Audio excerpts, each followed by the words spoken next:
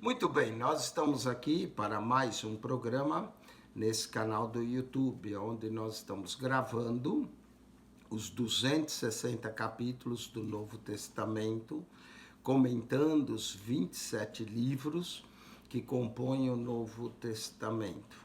E nós estamos nessa carta maravilhosa do apóstolo Paulo aos Romanos. Paulo escreveu essa carta da igreja de Corinto. Ele ainda não tinha visitado a Roma, era o seu propósito ir a Roma.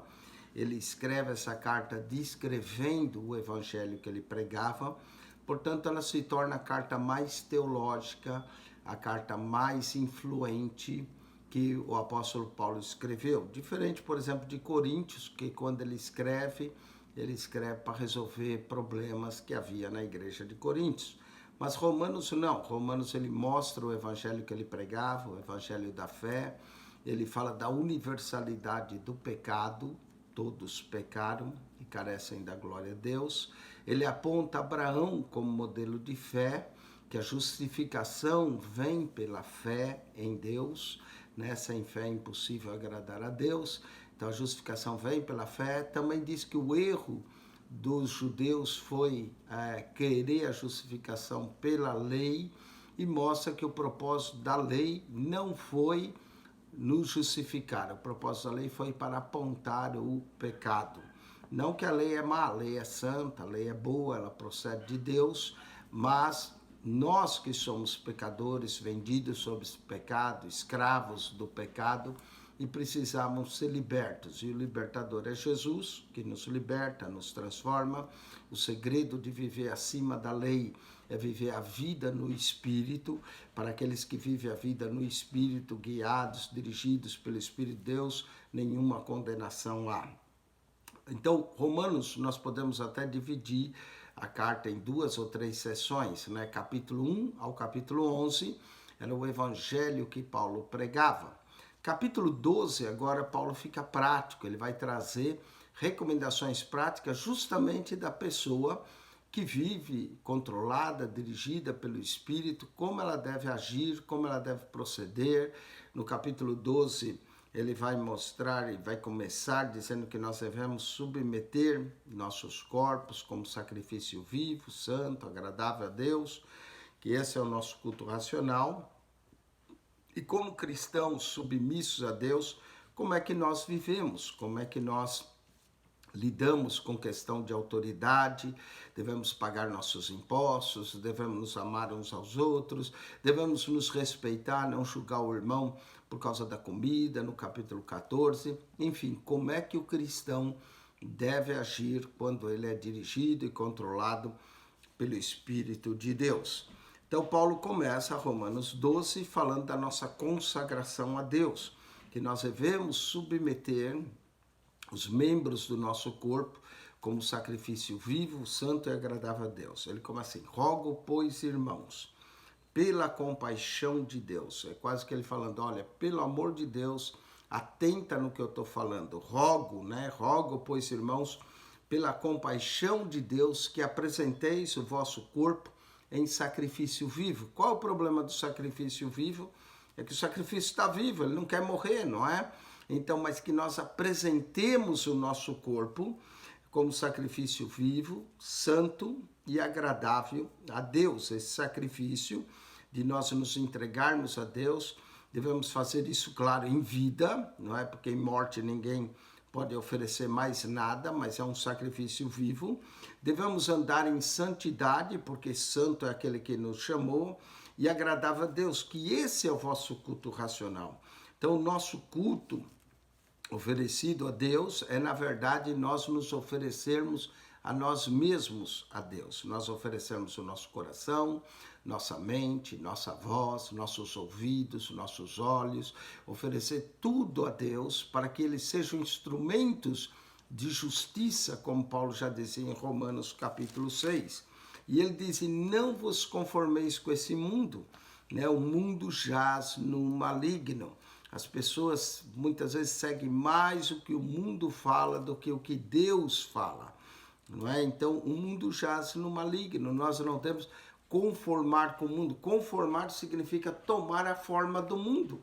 Infelizmente, hoje, muitos cristãos não têm muita diferença do mundo, né? Eu sei que nós estamos no mundo, nós somos partes do mundo, nós devemos abdicar as leis do mundo, mas nós não podemos tomar a forma do mundo. Se tomamos a forma do mundo, vamos ficar cristãos mundanos. E o cristão, ele é o sal da terra, ele é a luz do mundo. O cristão não deve tomar a forma do mundo. Não vos conformeis com esse mundo, mas transformai-vos. O cristão tem que ter uma ação transformadora do Espírito de Deus em sua vida. E quando o Espírito nos transforma, nós somos agentes de transformação. Somos transformadores. Transformai-vos pela renovação do vosso entendimento. Começa aqui no entendimento. Nós vivemos nesse mundo, nos acostumamos com esse mundo, mas a nossa mente tem que ser transformada com um novo entendimento do propósito, do plano de Deus para nossas vidas nesse mundo. Era o que Jesus tinha. Jesus tinha claro na sua mente qual era a sua ação transformadora, renovadora no mundo. E ser cristão é ser como Cristo era. Então temos que ter a mente de Cristo, o entendimento de Cristo, o sentimento de Cristo. Tudo isso tem que estar em nós, não é? Transformai-vos pela renovação do vosso entendimento. Eu digo que há alguns crentes, né, usando a palavra conformado e transformado aqui em Romanos 12, a palavra inclusive é metamorphosis, né, que quer dizer diferente de metamorfose, no grego metamorphosis quer dizer uma transformação que vem de dentro para fora, enquanto metamorfose é uma transformação de fora, né, para dentro. Que nem a borboleta, a lagarta sofre uma metamorfose. Ela é lagarta, ela fica no seu casulo, de casulo ela vai virar uma borboleta, uma transformação, não é? Mas essa transformação vai acontecer de fora, depois se transforma novamente para virar borboleta. Então é uma transformação que vem de fora, depois para fora, não é? A mesma coisa, nós devemos nos transformar, uma transformação que começa no caráter. Paulo usa uma expressão em Coríntios, né, em 2 Coríntios, capítulo 11, dizendo que até o próprio diabo se transforma em anjo de luz. Presta atenção, o diabo se transforma por fora, ele parece um anjo de luz e muita gente pensa, uau, que anjo maravilhoso de luz, mas lá dentro ele continua mal, ele continua cheio de toda maldade, porque a transformação dele é apenas pelo lado de fora. A nossa transformação tem que ser diferente. Ela começa aqui, ó, aqui dentro, no entendimento, e vai nos mudando e trazendo o nosso exterior, mas aqui dentro, no entendimento, tem que ser a transformação. Eu gosto também de falar nesse verso que há 4 tipos de crente, não é? Há o crente conformado, que se conforma com o mundo, tomou a forma do mundo. Há o crente reformado, que deu uma reformadinha, mas ele continua igual ao mundo, não é? Só deu aquele touch-up, igual uma casa quando está meia ruim, a gente dá uma pintura, alguma coisinha assim, só para reformar, não é? A casa continua a mesma, alguns crentes são reformados, eles continuam praticamente os mesmos, não é? Há o crente deformado, esse é pior ainda, não é? Ele nem se conformou, nem se reformou, ele deformou-se, né? Tomou uma forma estranha, totalmente deformado, e ao crente transformado. A gente não pode ser nem conformado, nem reformado, nem deformado. Ele tem que ser transformado pela renovação do nosso entendimento, para que a gente experimente qual seja a boa, agradável e perfeita vontade de Deus. 3 coisas da vontade de Deus. Número 1, ela é boa. Ela é sempre melhor que a minha e a sua. Número 2, ela é agradável. Note que antes de ser agradável, ela primeiro é boa. E às vezes pode não parecer bom aos nossos olhos e à nossa vontade, mas a vontade de Deus é sempre boa. Depois ela se torna agradável e por último perfeita. Então ela é boa primeiro, agradável segundo e perfeita por último. Vontade de Deus. E aí Paulo vai continuar. Então, falando da transformação, o crente tem que se apresentar a Deus como sacrifício vivo, porque pela graça que me é dada, a graça é dada, é a graça que nos transforma, é a graça de Deus que age em nossas vidas. Paulo diz, porque pela graça que me é dada, digo a cada um de vós que não saiba mais o que convém saber. Interessante, às vezes o orgulho de querer saber muito pode nos levar a tropeçar, não é? Não saiba mais o que convém saber. Saiba o que é necessário, não é? Saiba o que é preciso. Eu tinha um amigo meu que ele gostava de guardar as capitais, a população, e gostava de ficar perguntando essas coisas para as pessoas. Tipo, vamos dizer, não que não seja uma cultura interessante, mas uma cultura inútil, não é? Que adianta saber a população daqui, dali, se você não faz nada com isso. Então não saiba mais o que convém saber, mas saiba o que é necessário saber. Saiba o que você precisa saber para a sua salvação, não é? Nós podemos saber só o necessário para a nossa salvação e pronto. Então Paulo diz aqui, ó, ninguém sabe mais o que convém saber, mas saiba com temperança. Tem que ter tempero na nossa sabedoria, conforme também a medida da fé que Deus repartiu a cada um. Muito interessante a medida da fé que Deus repartiu a cada um. Cada pessoa tem uma medida de fé. Uns têm mais fé, outros têm menos fé, mas cada um tem uma medida de fé. Às vezes a fé de um alcança grandes coisas e a fé do outro alcança pequenas, não é? Mas tanto a lebre quanto a tartaruga que começam a caminhada, apesar de a lebre chegar primeiro, a tartaruga também chega lá. E eu nunca ouvi dizer que uma lebre viveu 200 anos, porém a tartaruga vive 200 anos. Então ela vai devagar, mas vai sempre e vive mais do que a lebre que vive correndo, não é? Então saiba com temperança, conforme a medida de fé, Deus deu a cada um uma medida de fé. E se a graça de Deus é maior na sua vida, se a sua fé é maior, amém. Não julgue o que não tem fé, não é? Não saiba mais o que convém saber. Porque assim, e Paulo vai explicar que a igreja é um corpo, não é? Assim como um corpo temos muitos membros, não é? Olha só os dedos da mão.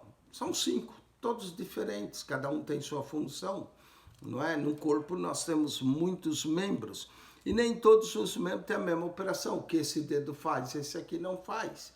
Não é? O que os 5 dedos fazem juntos, 4 vão ter dificuldade de fazer. Se me faltar um dedo, vai ter dificuldade de fazer. Então, sabemos que num corpo temos muitos membros. A igreja é um corpo. Nem todos têm a mesma operação, nem todos agem da mesma forma. E aí Deus dá ministérios, né? Que nós vamos ter uma lista de dons ministeriais que Paulo vai mostrar. Ministérios são serviços que nós prestamos na igreja, servimos a igreja. Um pode servir na área de louvor, outro pode servir na área de ensino, outro serve na área do governo da igreja, mas o importante é todos, né, entendermos a nossa chamada, entender que quando nós oferecemos o nosso corpo como sacrifício vivo, nós nos tornamos parte de membros do corpo de Cristo. E assim como nós somos muito, mas somos um só corpo, corpo de Cristo. No corpo tem que haver união. Eu não posso dizer, hoje eu vou à igreja, meu braço direito dizer, eu vou ficar em casa. Quando o corpo, a cabeça fala, todo o corpo obedece, não é? Hoje o que nós vemos é confusão nas pessoas, né? Às vezes o pé quer dizer para a cabeça como é que tem que fazer. Não é a pessoa, nós temos que entender, Deus coloca um governo, Deus coloca líderes na igreja e a igreja deve ouvir o líder, deve fazer. Mas hoje as pessoas querem ter sua própria opinião, por quê? Porque não submeteu-se como sacrifício vivo perante o Senhor. Não está fazendo um culto racional, está fazendo um culto irracional a Deus. Assim, nós que somos muitos, somos um só corpo, mas individualmente somos membros um dos outros, não é? Se meu braço sofre, todo o meu corpo sofre. Se eu tenho um problema, como eu tive há pouco tempo no meu cotovelo, não é? Todo o meu corpo vai tentar agir e ajudar o meu cotovelo. Porque nós somos membros. Então, se um membro da igreja sofre, todos devemos sofrer com ele. Assim deve ser a nossa comunhão em Cristo. Porque somos membros um dos outros, somos um só corpo em Cristo, corpo de Cristo. Mas individualmente somos membros um dos outros, não é? Então, Paulo está relacionando o corpo, e para que esse corpo funcione, nós temos que servir, não é? Apresentar o nosso corpo como sacrifício vivo. Presta atenção, nós nos apresentamos individualmente, e aí depois individualmente, como corpo de Cristo apresentado, aí nós vamos servir coletivamente no corpo de Cristo. E Paulo vai mostrar que temos diferentes dons. Por exemplo, eu não canto. Se eu cantar, eu gosto de adorar sim a Deus, mas eu não tenho voz para cantar, eu não tenho, não sou afinado, nunca treinei. Se um dia treinar, quem sabe posso melhorar nessa área, mas não é um dom natural meu o cantar. Mas tem outros que tem outros que têm voz para cantar, então ele vai servir na adoração. Eu, por exemplo, minha tendência é mais ensinar, ministrar, mencionar, questionar algumas coisas, e essa é a minha chamada de mais ensinador, né? Outros têm mais uma organização, um governo, não é? Então todos podemos funcionar respeitando uns aos outros, nos amando uns aos outros, servindo coletivamente, porque individualmente nos submetemos a Cristo. De modo que tem diferentes dons, segundo a graça que nos é dada, se é profecia. Não é? Tem gente que tem o dom da profecia.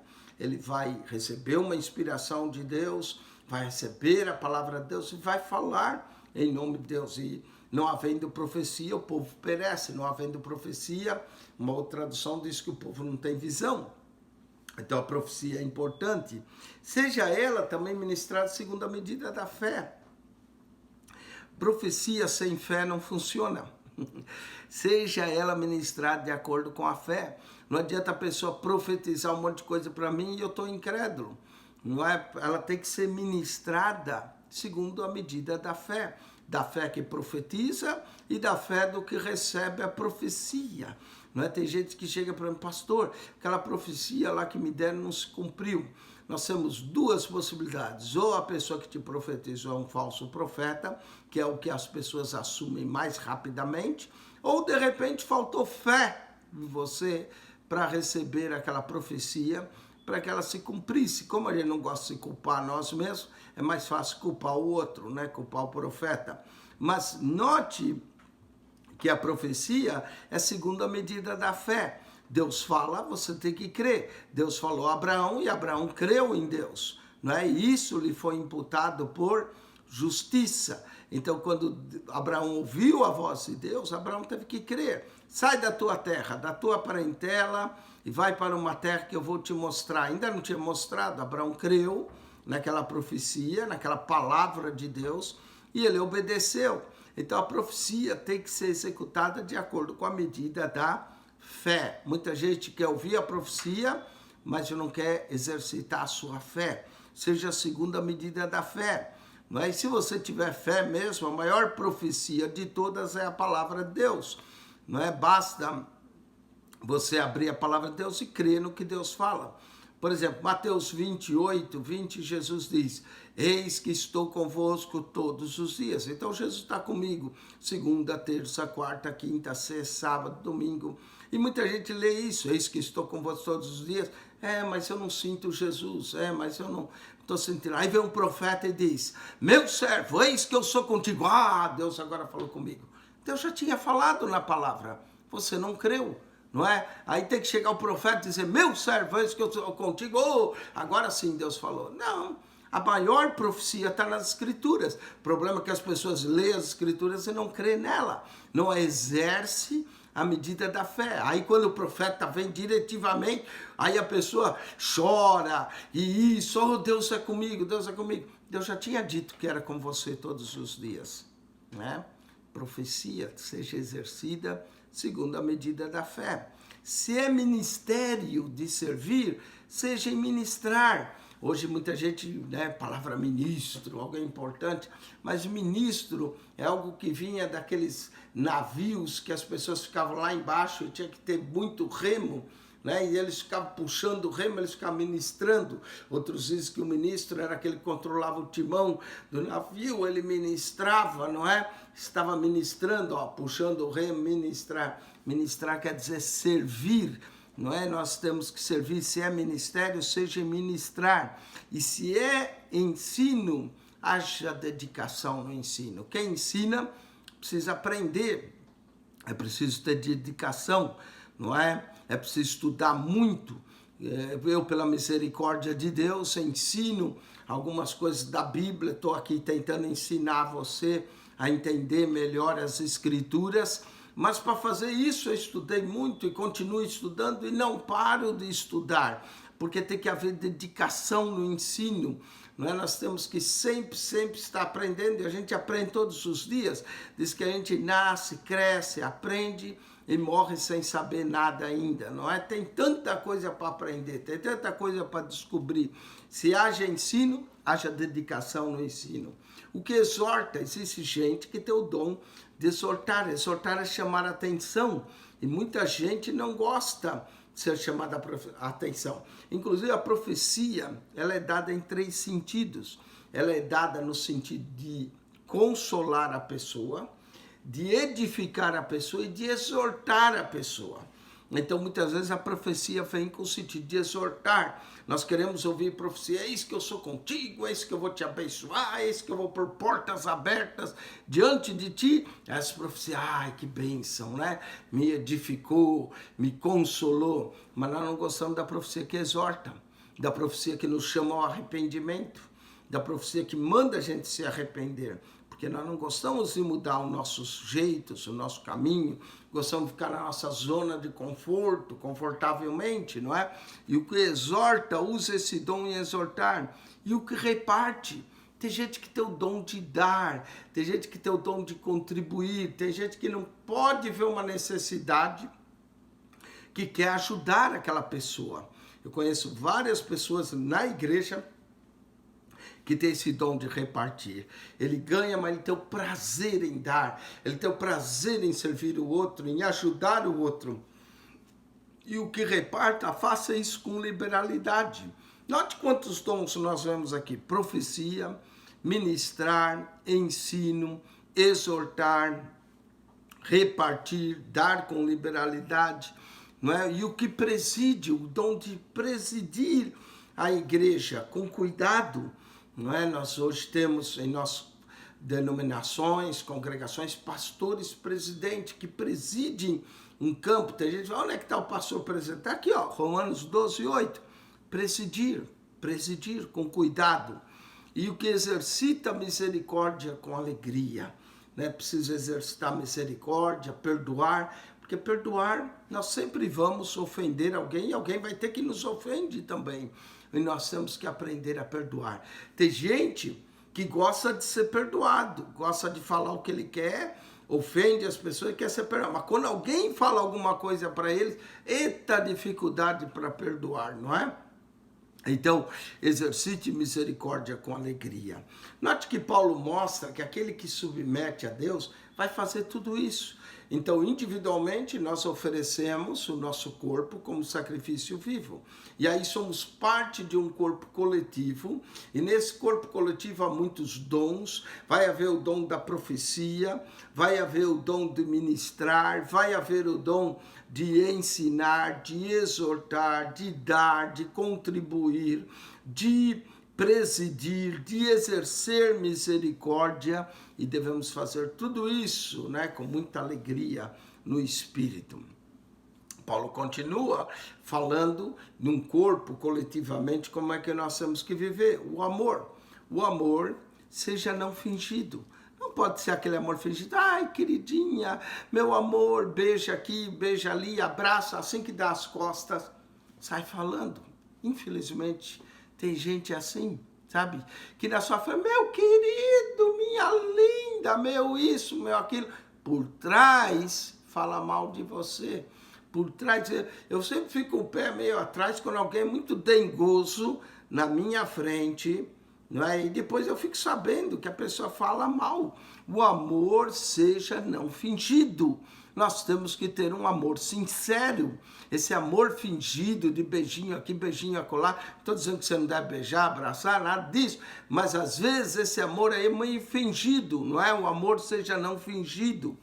Aborrecei o mal e apegai-vos ao bem. É mal, não serve? Corta. Te apega ao bem. Seja um amor verdadeiro, não é? Um amor sincero. Verso 10, amai-vos cordialmente uns aos outros com amor fraternal. Amor fraternal quer dizer amor de irmãos, é filho, a palavra, né? Filadélfia quer dizer adelphos, irmãos, filho, irmãos em amor. O amor uns para com os outros tem que ser fraternal. Nós temos que amar os irmãos da igreja como amamos nosso pai, nossa mãe, nossos irmãos, sinceramente. Amai-vos cordialmente uns aos outros com amor fraternal e preferindo em honra uns aos outros. Tem gente que tem mais honra que o outro, e o outro não tem que ficar enciumado. Busque a sua própria honra, busque ser honrado, não é? Tem gente que fica enciumada, isso não é amor verdadeiro, é amor fingido, mas o amor sincero, o amor verdadeiro, vai se alegrar até quando o outro é honrado, porque quem te merece honra tem que honrar. Honremos quem honra, merece honra. Não sejais vagarosos no cuidado. Não é? Tem gente que é vagaroso no cuidado do outro. Depois a gente vê isso. Não sejais vagarosos no cuidado. Sede fervorosos no espírito, servindo ao Senhor. Irmão, a forma correta de servir ao Senhor é com fervor no espírito. Não é com aquelas morneza como a igreja de Laodiceia era morna. Não é com frieza, como alguns parecem, como a igreja de Sardes, tinha nome que vivia, mas estava morta. Nós temos que servir a Deus no Espírito, amar a Deus com toda a intensidade, ser fervorosos no Espírito, servindo ao Senhor. Eu gosto de crentes que são fervorosos. Normalmente esses crentes são mais barulhentos que os outros, não é? Gritam mais alto, se alegram mais, são fervorosos no Espírito, servindo ao Senhor. Alegrai-vos na esperança. Nós temos uma esperança.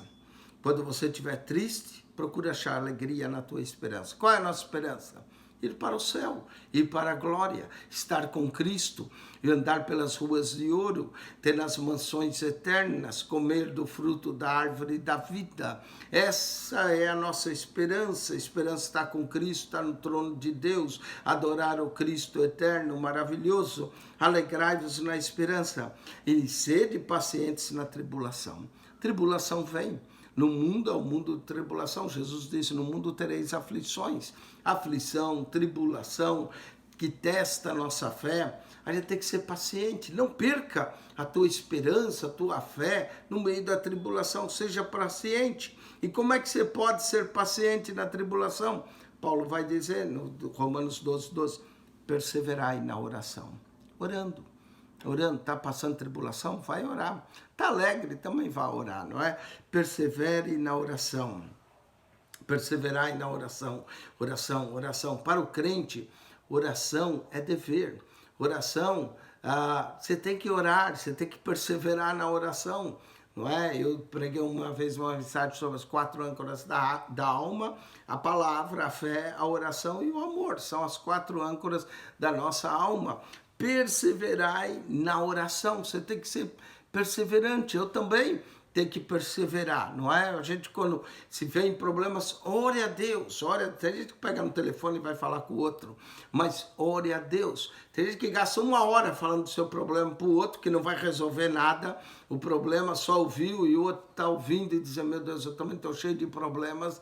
Mas se nós formos falar com quem pode, com quem faz, com quem executa, que é Deus, persevere na oração. Comunicai com os santos as suas necessidades. Está passando-se alguma necessidade? Comunica, não é? De repente o outro pode fazer alguma coisa, se não puder, pelo menos orar, vai. Então, comunicai com os santos a sua necessidade, seguir a hospitalidade. A hospitalidade é receber, é ter prazer em receber os irmãos. Abençoai o que vos persegue. Ai, que coisa bendita Paulo fala aqui, não é? Abençoai o que vos persegue. Que coisa, se nós tivermos essa atitude cristã maravilhosa de abençoar o que nos persegue. Jesus diz, orai pelos que vos perseguem, não é? Paulo diz aqui, abençoai o que vos persegue. Faz algo, abençoe alguém, capaz de ele parar de te perseguir, não é? Mas nós não, nós queremos a morte de quem nos persegue, nós queremos que eles sejam eliminados. Não, abençoa. A pessoa está te perseguindo, abençoa ela. Abençoai e não amaldiçoeis. Normalmente ele está me perseguindo, está falando mal de mim, ele vai ver ele. Não amaldiçoeis, abençoa. Senhor, eu abençoo aquele irmão. Senhor, eu abençoo aquela irmã. Que a graça de Deus seja sobre ele. Que o amor de Deus seja sobre ele. Não deixa nada entrar no meu coração. Não é? Abençoeis o que vos persegue. Abençoei e não amaldiçoeis. Paulo diz, Romanos 12, 14. Alegrai-vos com os que se alegram.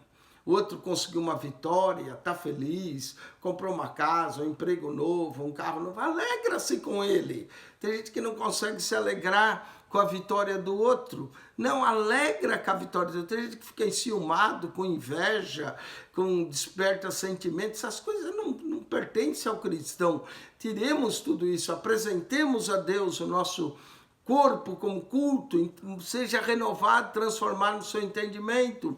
Alegra com os que se alegram e chorai com os que choram. Normalmente no velório a gente vai chorar com aqueles que estão chorando, não é? Nós temos que sentir a dor do outro e temos que sentir a alegria do outro também. Alegrai-vos com os que se alegram e chorai com os que choram. Deixa eu dizer uma coisa, às vezes é mais fácil chorar com os que choram do que se alegrar com os que se alegram, não é? Tem gente que não consegue se alegrar de maneira nenhuma com a alegria do outro. Isso é uma tendência natural. Uma criança pode ter 20 brinquedos, assim que ela vê a outra alegre com outro brinquedo, ela larga os 20 e vai tirar o da outra. É da natureza do ser humano não conseguir se alegrar com os que se alegram. Chorar com os que choram sempre é mais fácil, né? Mas nós temos que ter, através disso, através do que Paulo está falando, um espírito solidário. Nós temos que compartilhar com o outro, sentir a alegria do outro e sentir a tristeza do outro. Temos que ter um espírito pacífico, temos que ter um espírito generoso de compartilhar as necessidades. Temos que também ter um espírito triunfante de saber que em Cristo nós somos mais que vitoriosos, e um espírito dócil de nos amar verdadeiramente. Verso 16, sede unânimes entre vós. Sede unânimes, não é? Ou seja, vamos concordar, irmão. A coisa que mais existe, às vezes não é discordância, diferentes opiniões. Sede unânimes, vamos ter unidade, né? Não ambicioneis coisas altas, está alto demais, não seja tão ambicioso. Não ambicioneis coisas altas, mas acomodai-vos às humildes. Escuta, Paulo chegou a dizer, tendo que comer, o que vestir, estejamos felizes. Mas às vezes a gente ambiciona tanta coisa e se trabalha, e se esforça e paga a dívida disso por causa das ambições. Nos acomodemos às humildes, fiquemos felizes com o que temos, não é? Não que você não pode desejar mais, deve até desejar mais, querer melhorar, mas não uma ambição que te leva a te escravizar, que te leva a tirar teu sono, que te leva a tirar a tua paz. É preferível ter menos com paz do que ter muito com perturbação, não é? Então, acomodai-vos às coisas humildes, não sejais sábios em vós mesmos. Eu é que sei, sempre tem alguém que sabe mais que a gente, não é? Sempre tem alguém que pode nos dar um conselho abençoador, que vai nos ajudar. A ninguém torneis mal por mal. Fez mal para você, duas coisas você tem que fazer. Uma é perdoar, outra é abençoá-lo. Não é? Talvez ele não sabia melhor, por isso praticou aquilo. Não vai tornar o mal por mal. Mas, Paulo diz, não torneis mal por mal, mas procurai as coisas honestas perante todos os homens. Não é? Seja vive uma vida de honestidade, de integridade. A honestidade sempre nos paga, a integridade. Viva uma vida dessa forma. Se for possível, Se for possível, nem sempre é possível. Paulo diz, se for possível, quando estiver em vós, quando depender de você ou de mim, tende paz com todos os homens, não é? Diz que duas pessoas não brigam se uma não quer. Tem que ter paz, procurar paz. Mas nem sempre é possível, porque é difícil às vezes controlar o outro, né? Aliás, nós não queremos controlar ninguém, nós só queremos controlar nós mesmos, nossas emoções. Eu costumo dizer, tem dois tipos de pessoa, tem o crente, né? Eu estou falando de crente, então vou falar de crente aqui, que Paulo também está falando aos crentes. Tem o crente termômetro e tem o crente termostato. Termômetro é assim, ó. Conforme a temperatura aumenta, ele segue a temperatura. Tem gente, conforme o fervor aumenta, ele fica fervoroso, não é? E aí que as coisas esfriam, ele também fica frio. É o termômetro. Ele é levado pelas situações, controlado pelas situações. O termostato é aquele aparelho que nós temos ali na parede, que regula a temperatura da nossa casa.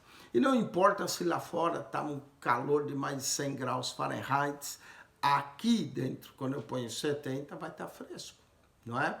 E não importa se lá fora está caindo neve, quando eu regulo o heater a 68, 69, aqui dentro vai estar quente, vai estar gostoso. Dentro de nós temos que ter um termostato, que a gente regula. E não importa se as pessoas estão lá quente, você não fica quente, você procura se controlar. Isso é autocontrole, não é? E quem nos dá esse autocontrole é o próprio Espírito. Temos que pedir isso ao Espírito de Deus. E se as coisas estão frias, todo mundo está frio, você continua bem com você. Né? Mas não seja termômetro que acompanha. É o que Paulo está dizendo aqui. Ó, quando for possível, quando estiver em vós, tende paz com todos os homens. Se depender de mim, de você, que você não brigue com os outros. Que nós tenhamos paz com todos os homens. Se o outro quer brigar, você não briga. Simples, não é? Então, se depender de vós, se for possível, quando estiver em vós, tende paz com todos os homens. Não vos vingueis a vós mesmos. Alguém lhe fez mal? Não dá vingança. Não sejais vingativo. Não vos vingueis a vós mesmos, amados. Mas dai lugar à ira. Sim, você pode ficar irado, só não deixa o sol se pôr diante da sua ira. Dá lugar à ira, porque está escrito, minha é a vingança, eu recompensarei, diz o Senhor. Irmão, deixe a pessoa que fez o mal a você, deixa na mão de Deus. Mas também não ora assim, ó Deus, mata ele, faz um caminhão para... Não, abençoa. Deixa que Deus toma conta. Creia na justiça de Deus. O evangelho, a carta de Paulo aos Romanos é o evangelho da justiça de Deus. Justiça pela fé, não pelas obras da lei. A lei dizia olho por olho, dente por dente, não é? O camarada te tirou um olho, vai lá e fura o olho dele. Olho por olho, até que todo mundo fica cego. Dente por dente, até que todo mundo vai ficar banguelo. Então, não é isso, né? O banguela, não é isso nós deixarmos retribuir a cada um. Deixa a justiça com Deus. Creia em Deus. Deus é justo. Tu vai julgar todos, vai julgar a mim, vai julgar a você. Deus retribui a cada um, não é? Tem gente que faz o mal para o outro e vai pegar o mal lá na frente, porque está plantando o mal. A gente colhe o que a gente planta. A gente, né, o que o homem semear, isso ele colherá. Então vamos semear em amor, vamos semear em obediência, vamos semear em bênção para os outros. Para quê? Para que nós colhemos a bênção, para que nós colhemos o amor, não é? Para que nós colhemos essas coisas. Então, se alguém te faz mal, não vingue, não vos vingueis a vós mesmos, amados, mas dá lugar à ira, porque está escrito, minha vingança eu recompensarei, diz o Senhor.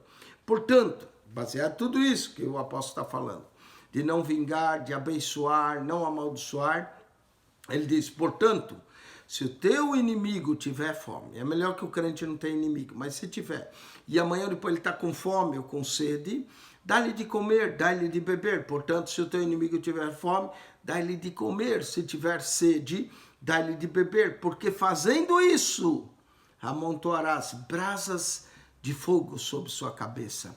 Ser pentecostal não é só buscar o poder do Espírito Santo, ignorar os outros. Ser pentecostal é também ser bom, é abençoar as pessoas, ser bom como o nosso Deus é bom. Não é? Você vê o inimigo, ele está com fome, dá de comer, ele não vai ser mais seu inimigo. Você dá de beber, ele já não vai ser teu inimigo. não é? Abençoa, abençoa. Se ele tiver fome, dá-lhe de comer. Se tiver sede, dá-lhe de beber. Porque fazendo isso, tem coisas que nós temos que fazer. Fazendo isso, amontoarás brasas e fogo sobre sua cabeça. A fé sem obras é morta. A fé tem que fazer alguma coisa, tem que ter ação. Fazendo isso, amontoará brasas de fogo sobre tua cabeça. Não te deixes vencer o mal. Tá mal, tá te oprimindo, tá te fazendo. Não se deixe vencer. A nossa luta não é contra o irmão. A nossa luta é contra o mal. Não te deixes vencer o mal. Mas sabe como é que se vence o mal? Com o bem. Cristo venceu o mal com o bem, indo para a cruz, sacrificando, e esse texto começa com sacrifício, que apresenteis os vossos corpos como sacrifício vivo. Não é fácil, requer sacrifício. Para vencer o mal, requer sacrifício. Cristo sacrificou-se. Para vencer o mal, vai requerer sacrifício, de eu não querer me vingar. Para vencer o mal, quando eu vejo meu inimigo com fome, eu lhe dou de comer. Quando eu vejo com sede, eu lhe dou de beber. Vence-se o mal fazendo-se o bem. Não é? Não adianta, não se vence o mal tornando mal por mal. Vê Deus. Deus é um Deus bom, um Deus benigno, um Deus cheio de amor. E o diabo? Todo cheio de mal. Deus vence o diabo destruindo o diabo? Não. Deus vence o diabo com amor, com a graça. Se vence o ódio com amor. Se vence a guerra com a paz. Se vence a discórdia com o perdão. É dessa forma que nós vamos vencer. Se vence as trevas com a luz.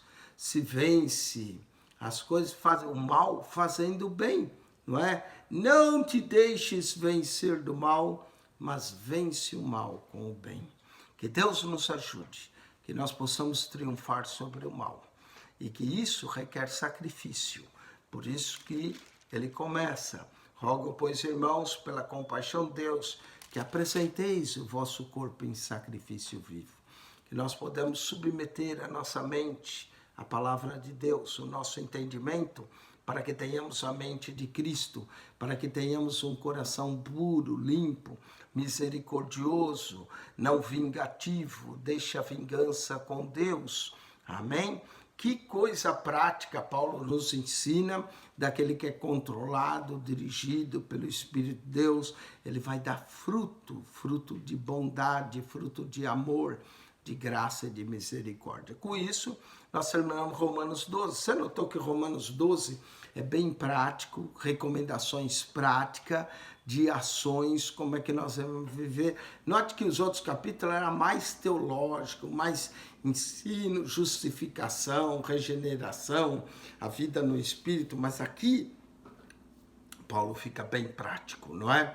Como é que nós devemos agir, proceder como cristãos que foram transformados, que têm uma mente renovada, renovados mesmo no nosso entendimento, para que tenhamos a mente de Cristo, não um coração mau, vingativo, cheio de ódio, mas um coração cheio de amor, de graça, de compartilhar, de perdoar, de abençoar as pessoas e deixar toda a vingança com Deus, vencendo o mal, fazendo o bem, praticando o bem.